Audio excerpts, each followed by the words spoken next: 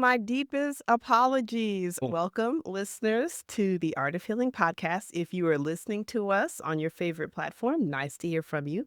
If you're seeing us on video, say hey in the chat. We're so to introduce Dr. Jonar De Guzman, who is a dual certified physician in both internal medicine and lifestyle medicine. And he is also a certified health coach and a mindfulness meditation teacher. He is the founder and of where he focuses on helping Asians and Pacific Islanders reverse type 2 diabetes naturally. He is a graduate of NYU and Georgetown University School of Medicine. Dr. Jonar previously reversed his own prediabetes and is passionate about helping other Asian and Pacific Islanders do the same in his community, where type 2 diabetes is a far higher prevalence. And I can personally say from my time of caring for people in practice, 100% vouch for this very true, such a very necessary service. Doctor became a physician after his father passed from an avoidable chronic disease. Dr. Jonar is going to be joining us to share his insight, particularly for this specific population that I can personally say does not get enough attention. I'm so glad we're having this conversation. Jonar, thank you so much for joining us. How are you today? I'm good. Thank you for having me. I listened to your podcast, some of the most recent episodes too. So I love the information you're putting out for folks. Like it very informative and specifically for, women in like perimenopausal situation. Like that is so key nowadays because I know I'm preaching in the choir, but that was not talked as much about 10, 20 years ago. I love that there's more people, more awareness around this. So thank you for what you do. Thank you. So, before we launch into our first question, I will tell you that in one practice setting I worked in, I had roughly 25% South Pacific Islander. It was a location I was in where it was 20 to 25% of my population that was them. And everything that we'll be discussing today, I remember thinking, is anyone talking about what's happening with these people? And they have these below normal BMIs and they have what I think is a healthy lifestyle, but it seems that they've come to America and the diabetes is just rampant. So I was introduced to your work. I thought, oh my goodness, prayers answered. So my first question is your Yeah. story is so personal. You reversed your own prediabetes and you lost your father to a preventable chronic disease. What brought you to this mission of helping Asians and Pacific Islanders reverse type 2 diabetes naturally? Yeah. So that's a great question. Didn't even want to go into medicine or science to begin with. If you can believe that, I was on a path to go into international politics and economics. But because of what happened to my dad, this was the early 2000s, he was diagnosed with colorectal cancer. And we're in the month of March, and March is actually Colorectal Cancer Awareness Month. And so for him, seeing what he went through and also that he ignored a lot of symptoms for many, many years, his struggle with his health and then his eventual decline and passing really inspired me to go into medicine. And so as I went through, I ended up having prediabetes and I was 40 plus pounds overweight. I wasn't taking care of my health. And I realized, how can I give medical advice when I'm not even doing that for myself? And so I did a lot of research into healthy living, specifically nutrition, but other aspects of health, because nutrition is so important. It's necessary, but it's not sufficient because we weren't taught the skills to do so. And so through that whole process, I was able to lose the excess weight, keep it off, reverse my prediabetes, and now help Asians do the same. And the reason I target it specifically is because we actually represent here in the United States a smaller portion of the overall population. But when it comes to chronic disease and specifically diabetes, high blood pressure, high cholesterol, heart disease, we are far overrepresented compared to the general population. So you have to ask yourself, why is that? Part of it is our genetics. Part of it is we are more susceptible specifically to putting on this type of fat called visceral fat. So, one is subcutaneous fat. That's often the fat that we typically can see from the outside, but visceral fat wraps around the organs. And this type of fat is especially toxic for creating inflammation that then leads to insulin resistance. And so you saw patients in your clinic who might fly under the radar because those scales were built for Caucasian body types, which doesn't apply to, and so they don't get screened nearly as much. And then what ends up happening, they get diagnosed way later when they have full-blown diabetes, when it could have been caught earlier on. And so chronic diseases, I took it upon myself to try to focus on this specific group because one, I am Asian, and the traditional healthcare approach for Asians when it comes to diabetes, severely lacking in diagnosing, in treating, and even reversing. So that was my main mission. And again, I cannot emphasize enough to the listeners that we work off of evidence-based algorithms. We know what risk factors to look for, and I felt completely unprepared to work with these Asian individuals that were diabetic, and BMIs were lower than what I was trained to look for.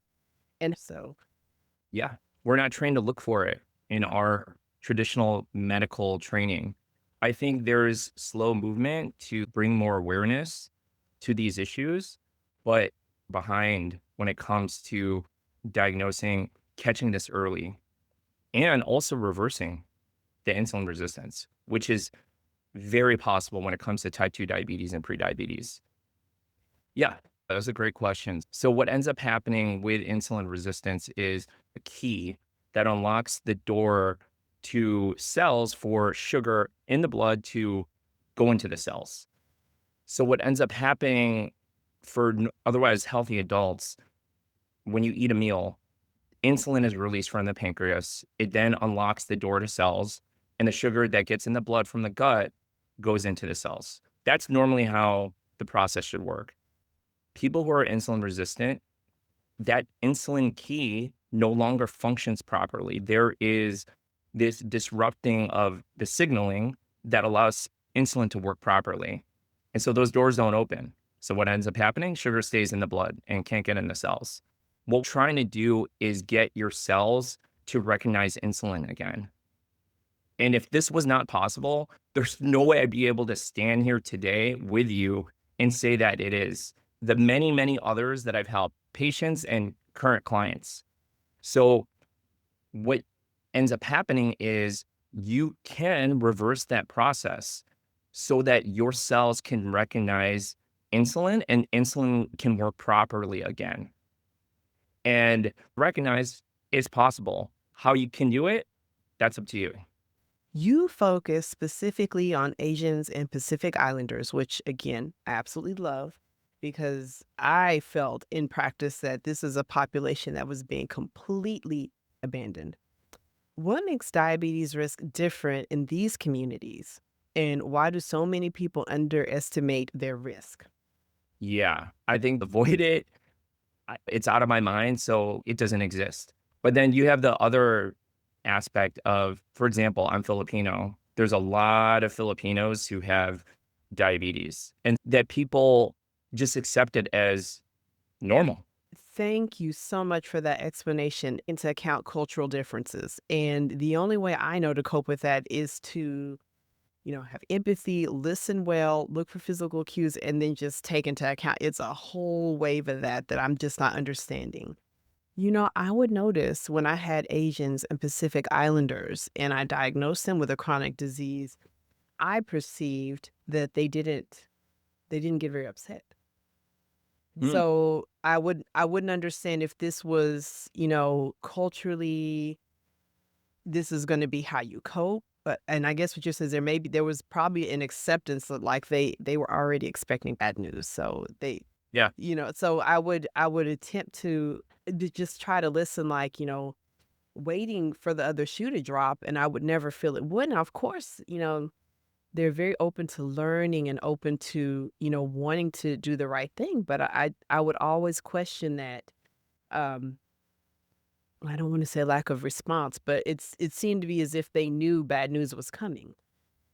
And so you're saying it's because it's so pervasive. For many of these poor individuals, they're saying, "Oh, this was coming for me. I already knew." Yeah, yeah, definitely.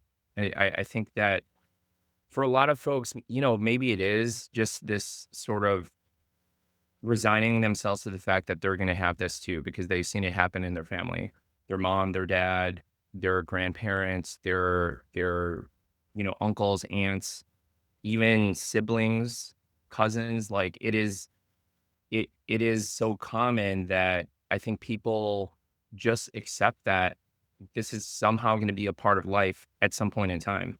And when you get it, you see your parents and the older folk get it and struggle with it. So you just resign yourself that that's going to happen to you too.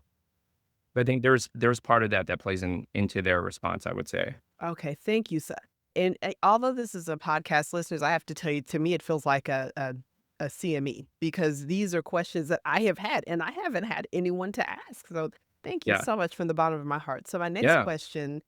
So for a lot of individuals, they are walking around with prediabetes or early type 2 diabetes, and they don't know that they have it.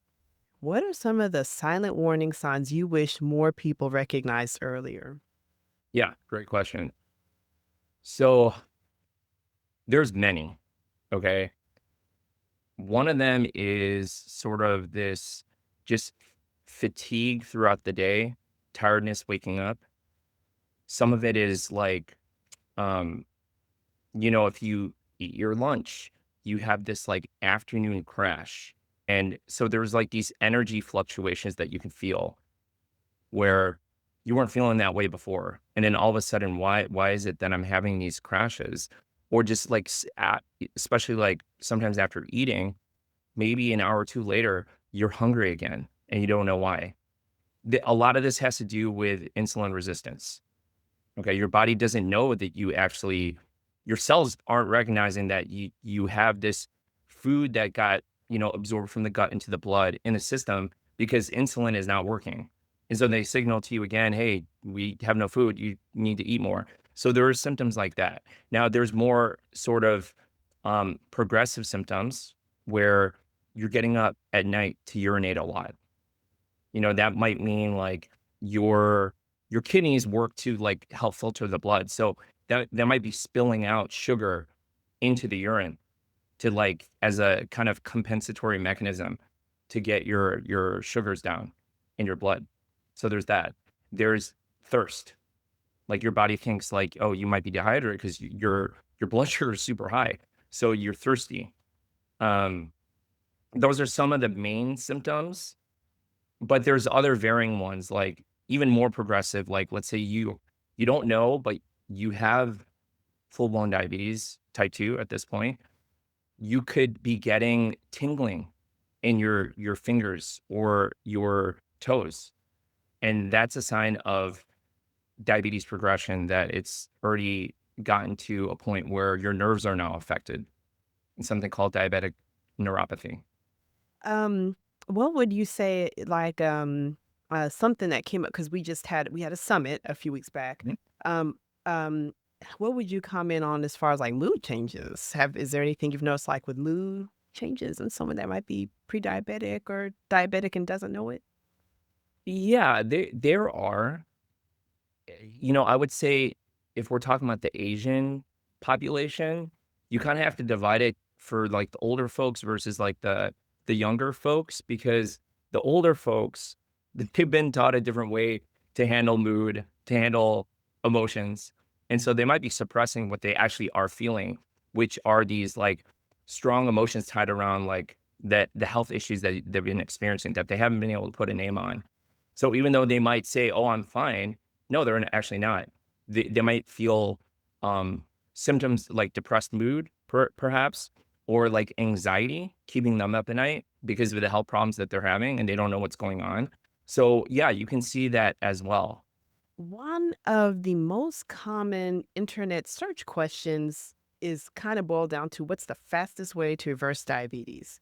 So let's say Hmm. that we've got a listener, or a listener has a family member or friend that just learned they're diabetic and they're afraid. They just got their results and they are saying, I want to reverse this right now. What are the first changes that they could make in the next 48, 72, 96 hours that matter the most? That's a great question.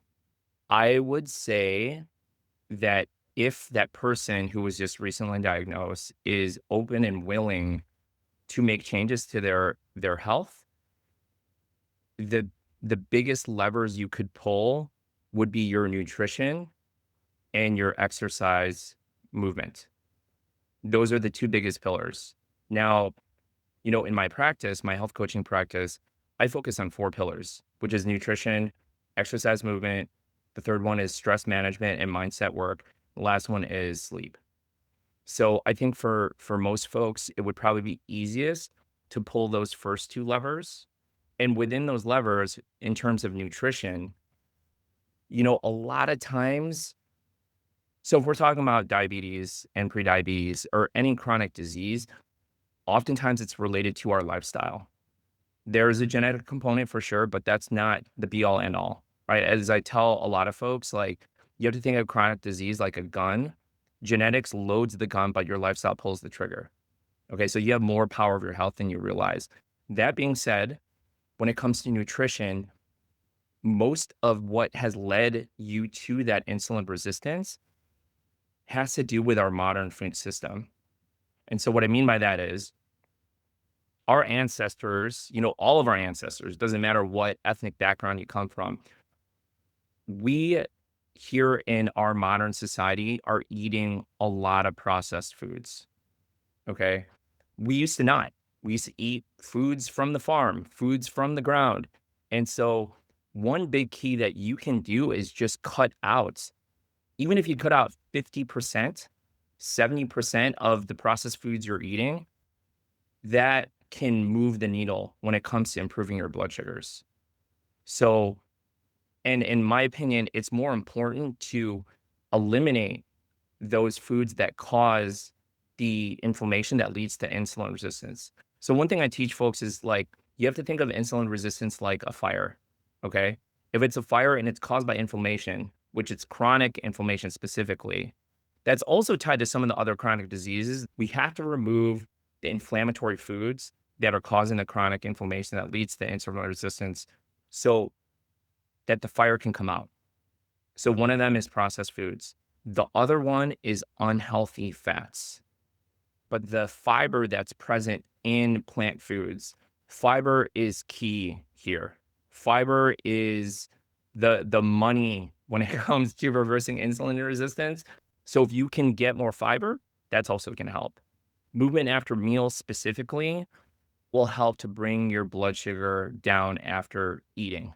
So thank you so much when you just told us how to get free GLP-1s. What we eat, meals, celebrations, gatherings, these are emotional, they're cultural, traditional, our family. We have so much tied into the meal, the preparation, the serving of it, the sharing of it. So, how do we help patients make blood sugar friendly changes without asking them to turn away from the foods they take comfort in? Yes, it's possible. You have to ask yourself first is what do you want? Do you want to just manage your diabetes or do you want to reverse your insulin resistance around? Because starting there will determine what you do. So one strategy I teach folks is preload. Load up on the healthy foods, eat it at your house before you even go to the party. Alternative option to whatever cuisine you're talking about. There's strategies around something called sequence eating, where the order in which you eat matters a whole lot when it comes to your blood sugar. Why? Because of the fiber first. Save the best for last. Eat the carbs last if you're going to eat them. Portion, half a banana versus 4 bananas. Totally different story if you eat 4 bananas, right? When it comes to your blood sugar. Go out for a walk with folks. Say, hey, let's all go for a quick walk. Make it a family affair, and that will help to control your blood sugars. That's wonderful advice, and it's so oh, that's great. We'll be sharing with the community how to connect with you because that's just a preview of what you offer, and that is incredible. I love that preload. I love that is Yeah. wonderful advice. So, thank you so much. That's Yeah, you're wonderful. welcome. You partially answered my next question because I did want to ask you for the people that are confused about what can they eat? So, they're learning they're diabetic. So, they'll ask, "Well, can I have fruit? Am I allowed rice? What about the breakfast food like the cereals, the fancy coffee Yeah. drinks?" Oh gosh, this Um, so what are the biggest myths around, making those corrections, what they should do, especially when they first get diagnosed? And you and I know the average medical practice with that diagnosis of a 10-minute visit, you're diabetic, get out of here. So they're going to walk out and be very confused. So how do they handle this? Yeah, I mean, this is a big, big topic that like I would love to just talk about forever. But I think the one thing that you have to remember and is that there is this general misconception, I will call it, about the management of diabetes. And one thing that you will often encounter, whether it is in your clinic, whether it is like online, is when it comes to diabetes, people are afraid to eat carbs. Like people are told, cut out the carbs, minimize your carbs. The thing is, carbs in it of itself, when you have diabetes, yes, you do want to be cognizant of the carbs you're eating, but not all carbs are created equal. And what I mean by that is there's processed carbs and then there's whole food sourced carbs. They act very differently in the body. And so the other part of this is that carbs don't cause diabetes. If they did, all of us would get diabetes. The insulin resistance, whether you have prediabetes or diabetes, happens because of the inflammation from stuff like processed foods, from stuff like unhealthy fats. So really it is the carbs are a symptom of the insulin resistance. They don't cause the insulin resistance. So what you have to be able to do is pick and choose the carbs that are actually going to be healthy for you, not not the white rice. In the short period of time that you're trying to reverse this around, right? Not like the white bread, not like the white pasta, like staying away from the processed carbs that are stripped of fiber. See, again, fiber's coming up, right? Like there is a common theme. Like you want to stay away from those things because it's basically like you're injecting sugar into your bloodstream with those processed carbs. Not to mention, there is a whole like slew of additives that can cause further inflammation and metabolism disruption in your body. So carbs are given a bad rap, but I would say that that is not a complete picture of exactly what's going on. Okay. A mango and a bag of cookies are not the same thing, even if they both raise blood sugar. And so I just want to emphasize the point that whole food source carbs matters so much because they behave differently in your body as compared to processed carbs. And again, it's not just what you eat, it's how you eat it, right? I talked about portion size, I talked about the sequence that you eat your foods. So bear those things in mind. You do not have to cut out carbs, okay? That's actually one of the components of the pillars of like my program in my diabetes reset protocol is carbs do not have to be given up. So, do you have time for a few more questions? Yeah, I do. Oh, perfect, perfect. Yep. So, something else that comes with this pre-diabetes or diabetic, risk diagnosis, there's an emotional component that we don't really address a Mm, lot. And mhm. some people will go to the doctors or leave feeling guilty and feeling that they did this to themselves and even wanting to punish themselves and feeling some sadness or grief, maybe not sharing that with others. So how can you help us address that feeling that comes with that, especially that early part, or maybe someone that's diabetic and it's gotten worse and they're having to progress in their medical therapy or progress to insulin. So, how can you help us address that feeling? So it's just that feeling of guilt that might come up, or even like shame that these things are happening to you when it comes to sharing those foods, your cultural foods. Is that what you're asking? Yeah.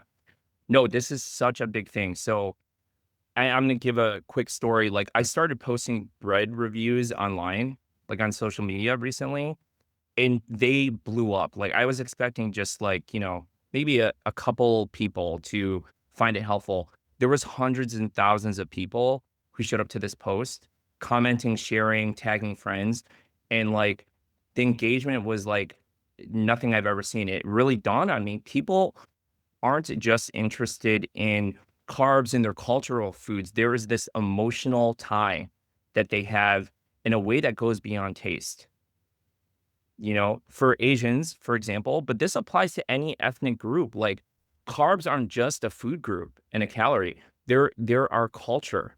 They're part of us. They're practically a religion. Like if you think about it, for example, I'm Filipino. When I sat down growing up, the thing in the middle of the table was rice.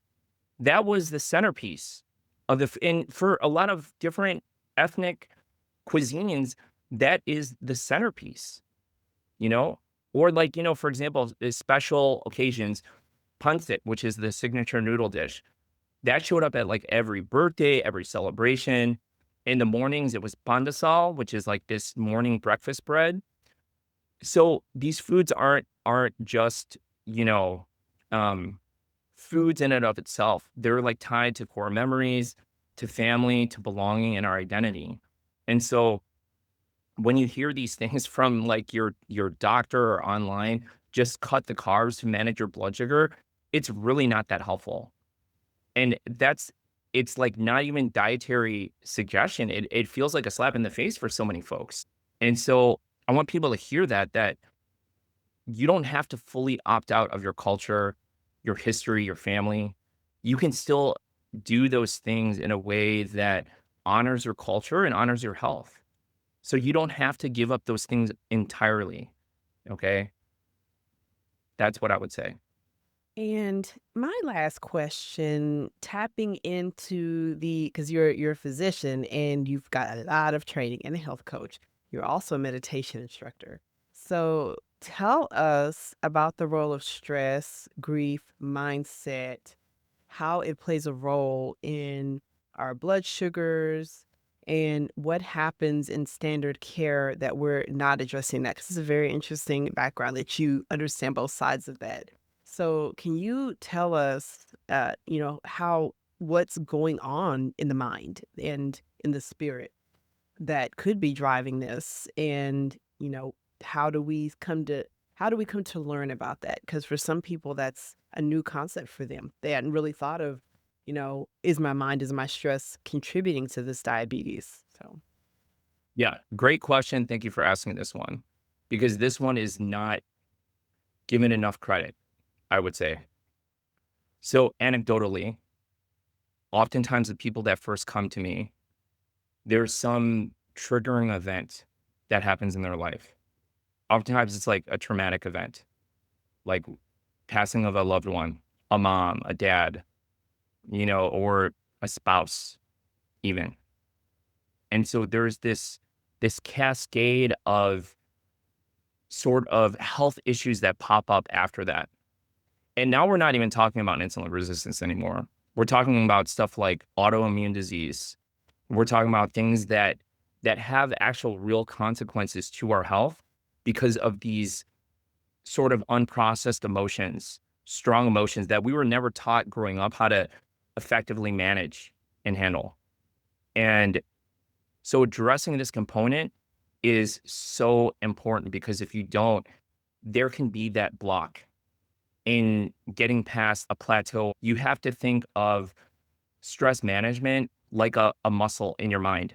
It's like a mental muscle. You have to practice that muscle because if you don't, the issue will just start snowballing. It can be something as simple as deep breathing exercises.